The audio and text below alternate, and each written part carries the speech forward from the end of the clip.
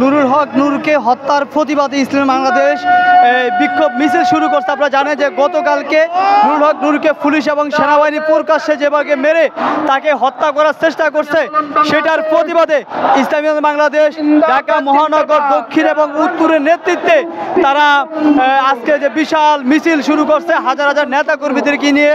আপনারা জানেন যে নুরুল হক নূর একজন জুলাই যোদ্ধা এবং পেশিবাদ বিরোধী আন্দোলনে তার কি পরিমাণ যে ভূমিকা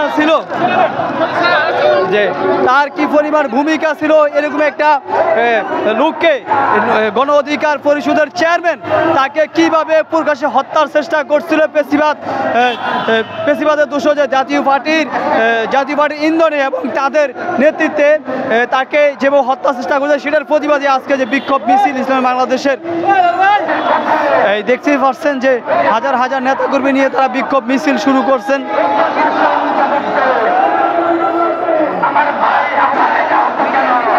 যে একটাই স্লোগান যে সেনাপ্রধান জবাব দে আমার ভাই আহত কেন, এভাবে একজন জুলাই যোদ্ধাকে একটা দলের চেয়ারম্যানকে যেভাবে তাকে হত্যার চেষ্টা করছে এবং তাকে মারার জন্য চেষ্টা করছে সেটার প্রতিবাদে ইসলামী বাংলাদেশ ঢাকার রাজপথে বিক্ষোভ মিছিল শুরু করছেন।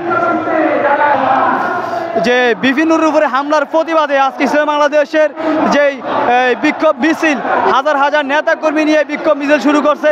আপনারা জানেন যে আবারও বলতেছি গণ অধিকার পরিষদের নেতা সাবেক বিপি এবং মেধাবী ছাত্র নুরুল হক নূরকে হত্যার চেষ্টা করছে। তার মাথায় আঘাত করা হয়েছে এবং তার চোখে আঘাত করা হয়েছে, তার নাকে আঘাত করা হয়েছে, যেন নুরুল হক নূর দুনিয়ার জমিন থেকে শেষ হয়ে যায় সেই পরিকল্পনা নিয়ে তারা পুলিশ এবং কিছু পুলিশের লোকজন তাকে হত্যা করার জন্য যেভাবে তারা উঠে পড়ে রাখছে, কিন্তু হয়তো আল্লাহ পাকের মেহেরবানির কারণে বেঁচে গেছে।